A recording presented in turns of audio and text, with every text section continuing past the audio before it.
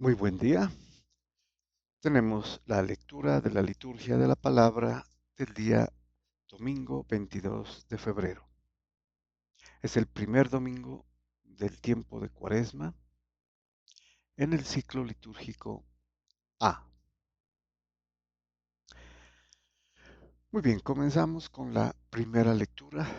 Tenemos la lectura del libro del Génesis.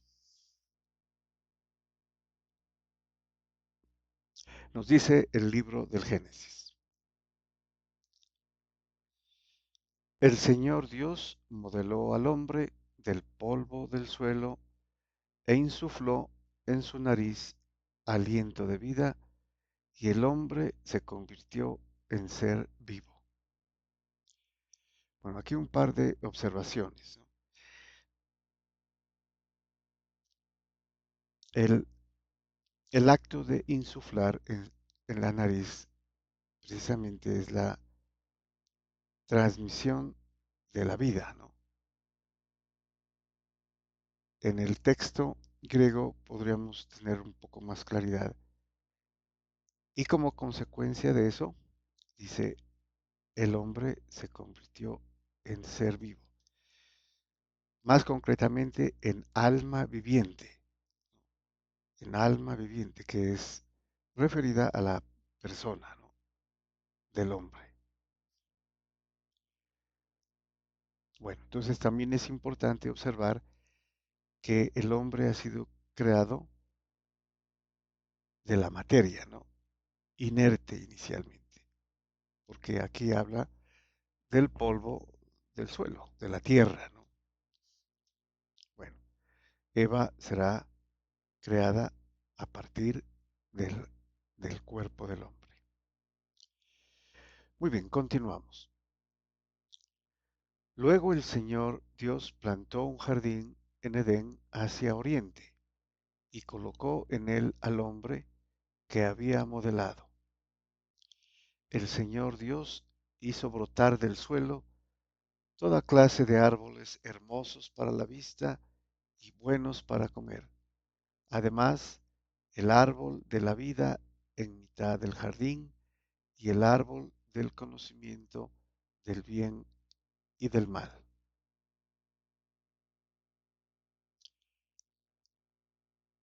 La serpiente era más astuta que las demás bestias del campo que el Señor había hecho. Y dijo a la mujer, bueno, aquí ya estamos eh, en la creación del hombre y de la mujer, ¿no? O sea, ya está el hombre y la mujer.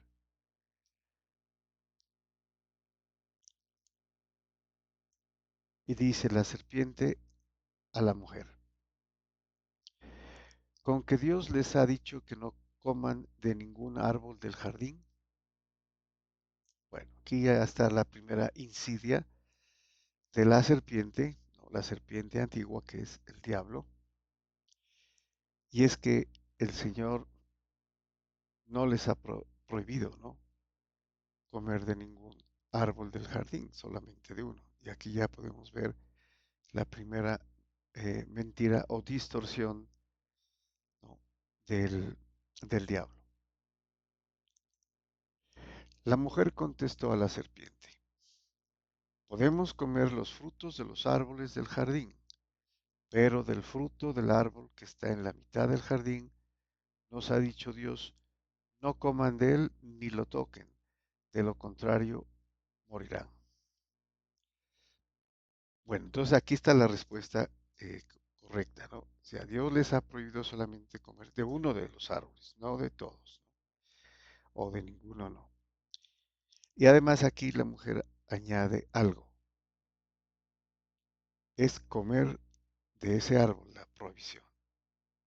Y la mujer dice, ni lo toquen, no, no coman de él ni lo toquen, de lo contrario morirán. Bueno, morirán solamente comiéndolo, no necesariamente tocándolo, ¿no? Aquí es interesante ver cómo la mujer añade esto de, de sí, ¿no? Bueno, La serpiente replicó a la mujer, no, no morirán. Es que Dios sabe que el día en que coman de él, se les abrirán los ojos y serán como Dios, en el conocimiento del bien y del mal. Bueno, entonces aquí también está la segunda distorsión del diablo, eh, cuando les dice no morirán. De hecho, murieron, ¿no? Y con ellos toda la humanidad.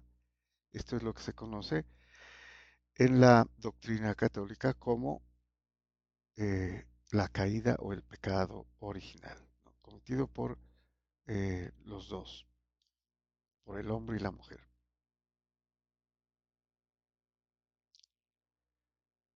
Entonces la mujer se dio cuenta de que el árbol era bueno de comer, atrayente a los ojos y deseable para lograr inteligencia.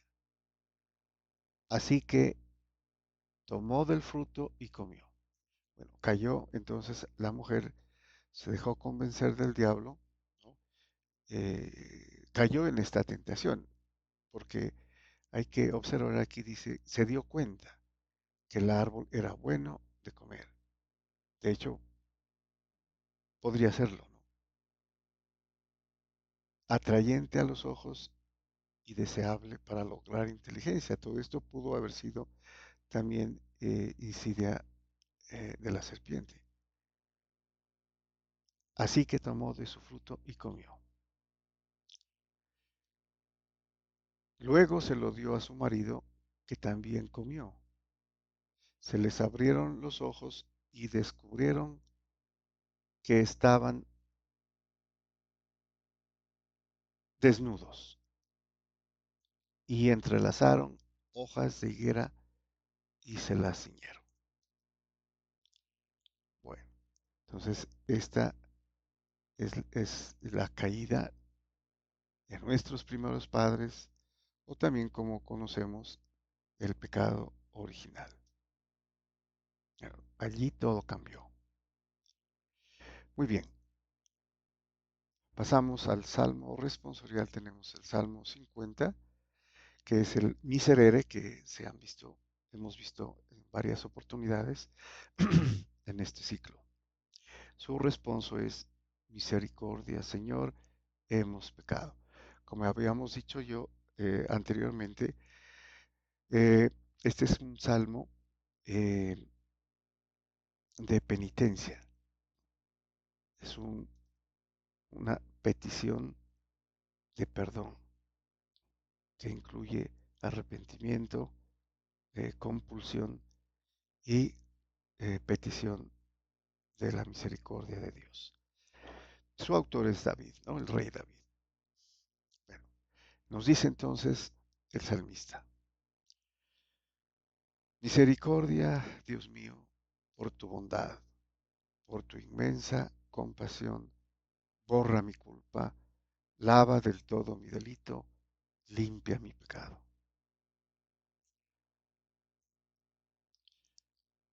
Pues yo reconozco mi culpa, tengo siempre presente mi pecado. Contra ti, contra ti solo pequé, cometí la maldad en tu presencia. Primero, entonces, para el perdón de los pecados es reconocer la culpa, ¿no? O lo que se conoce como el examen de conciencia. Se reconoce la culpa, se da el arrepentimiento, eh, y luego el propósito de la enmienda, la confesión de boca y la satisfacción de obra. Y a continuación dice el salmista: oh Dios, crea en mí un corazón puro, renuévame por dentro con espíritu firme, no me arrojes lejos de tu rostro, no me quites tu santo espíritu.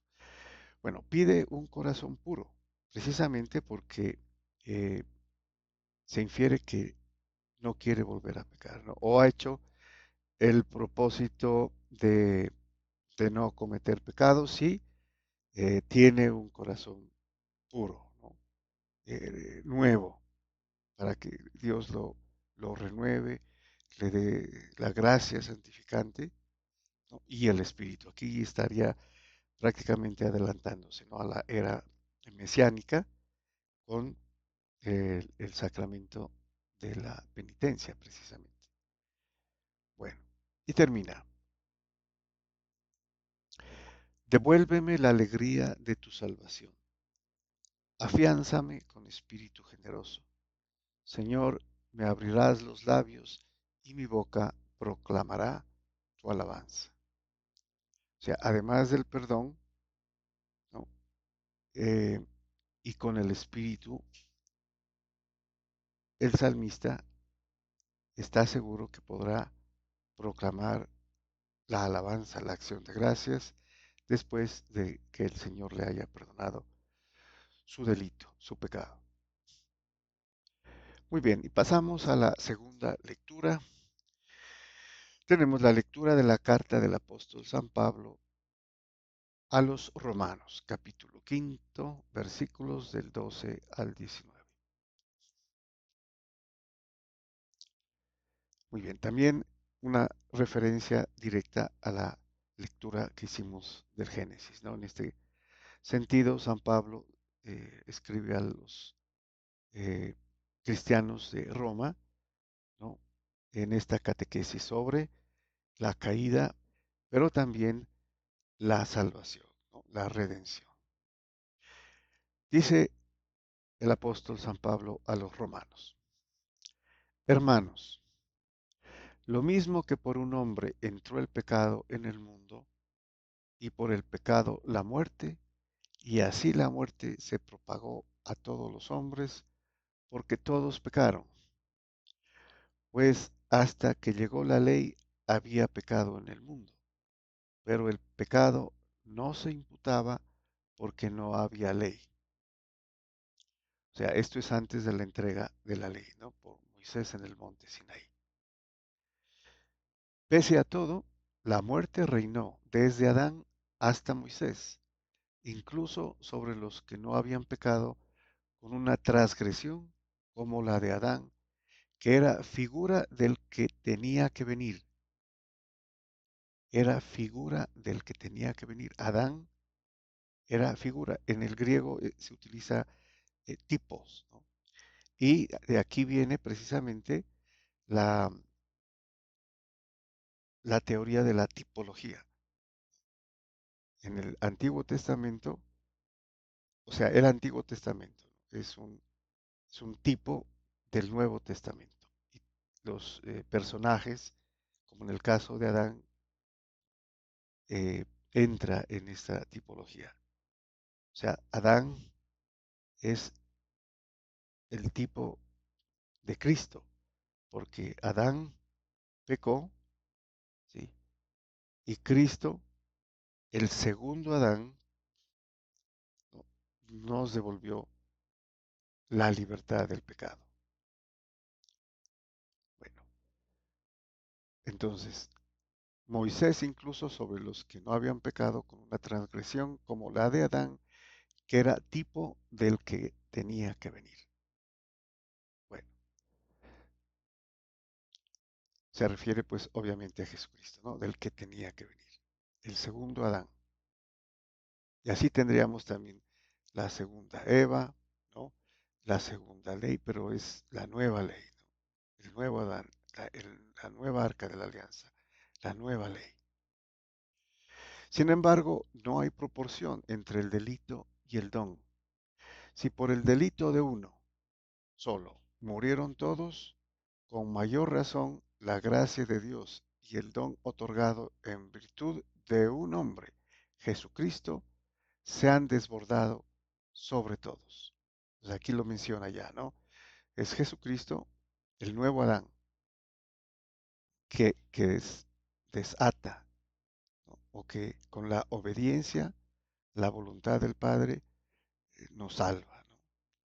Bueno, y continúa. Y tampoco hay proporción entre la gracia y el pecado de uno, pues el juicio a partir de uno acabó en condena, mientras que la gracia a partir de muchos pecados acabó en justicia. Aquí hace el parangón o la comparación entre lo que supuso el pecado, ¿no? La caída que introdujo la muerte. Pero en comparación lo que hizo Jesucristo, o sea, el nuevo Adán, con la gracia, dice, se desbordó. La gracia eh, terminó en salvación y justicia. Porque el segundo Adán, el nuevo Adán, es supremamente mayor, ¿no?, que el primero, especialmente por la gracia, porque confiere la gracia que es el mismo Dios. Y continúa, si por el delito de uno solo la muerte inauguró su reinado, a través de uno solo, con cuánta más razón los que reciben a raudales el don gratuito de la justificación reinarán en la vida gracias a uno solo, Jesucristo. Y aquí ya lo menciona, ¿no? Menciona a Jesucristo. Entonces, Adán y Jesucristo, el nuevo Adán, ¿no?, que trajo la salvación a la humanidad, ¿no?, a diferencia del primer Adán que trajo la muerte, ¿no? Bueno, con el pecado. En resumen, lo mismo que por un solo delito resultó condena para todos, así también por un acto de justicia resultó justificación y vida para todos, por una obra de justicia, ¿no? O sea, por la muerte, resurrección y ascensión al cielo, resultó en justificación y vida para todos. O sea, el hecho de hacernos justos, librarnos de las ataduras del pecado original. Y termina.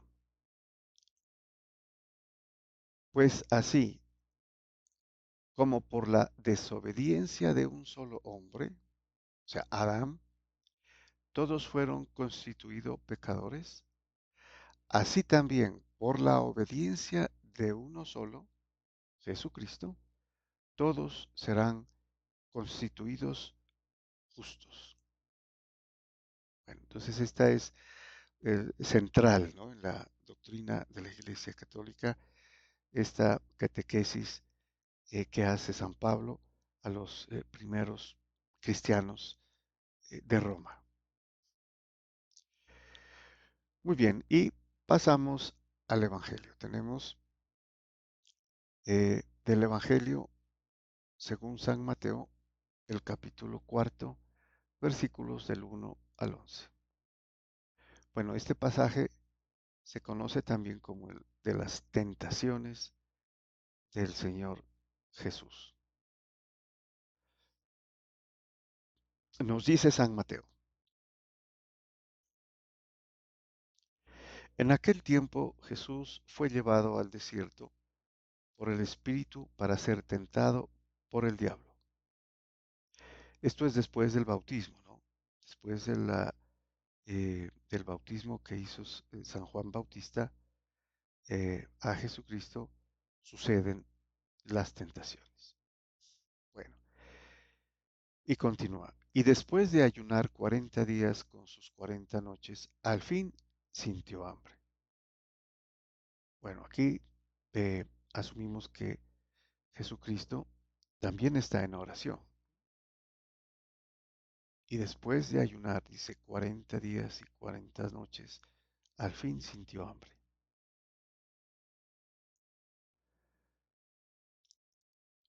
Este también es un paralelismo con la primera lectura, ¿no?, que el diablo tienta al hombre, en persona de la mujer. Aquí el diablo va a tentar a Jesucristo.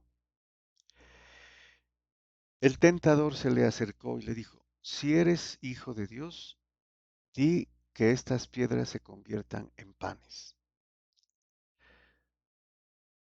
Pero él le contestó, está escrito, no solo de pan vive el hombre, sino de toda palabra que sale de la boca de Dios. Bueno, también es importante observar aquí, ¿no? Le dice el diablo, si eres hijo de Dios, no utiliza el artículo determinante, ¿no? Que diría, tú eres, si eres el hijo de Dios, que ahí cambiaría la presunción de que se trata evidentemente del Mesías, ¿no? Aquí el diablo todavía desconoce quién es Jesucristo. Por eso le dice, si eres un hijo de Dios, ¿no? Y sabemos que los judíos eran llamados hijos de Dios, pero era alguien especial, ¿no? Por eso le dice, di que estas piedras se conviertan en panes. Jesucristo le contestó, está escrito, le cita la escritura. No solo de pan vive el hombre, sino de toda palabra que sale de la boca de Dios. Palabra que sale de la boca de Dios, es decir, la palabra de Dios, que es Jesucristo, ¿no? Entonces, Jesucristo aquí le cita la escritura, siendo él mismo el autor de la escritura, ¿no? Bueno, entonces el diablo lo llevó a la ciudad santa, lo puso en el alero del templo y le dijo, si eres hijo de Dios, tírate abajo, porque está escrito, ha dado órdenes a sus ángeles acerca de ti y te sostendrán en sus manos para que tu pie no tropiece con las piedras. Bueno, aquí el diablo no se queda atrás, ¿no? Y sabemos que el diablo conoce la escritura, ¿no? Entonces también le dice, ¿por qué está escrito? Entonces, si eres hijo de Dios, tírate abajo, desde el pináculo del templo. Y además le cita la escritura también aquí el diablo. Bueno, Jesús le dijo, también está escrito, no tentarás al Señor tu Dios. Entonces la respuesta también viene de la escritura, del Antiguo Testamento. Y le responde Jesucristo, no tentarás al Señor tu Dios, lo dice la escritura. Bueno, de nuevo el diablo lo llevó a un monte altísimo y le mostró los reinos del mundo y su gloria. Y le dijo, todo esto te daré si te postras y me adoras. Bueno, entonces aquí es la última y la más importante, ¿no? Es que el diablo buscaba que el Señor Jesús se postrara, ¿no? Cayera ante el diablo y lo adorara.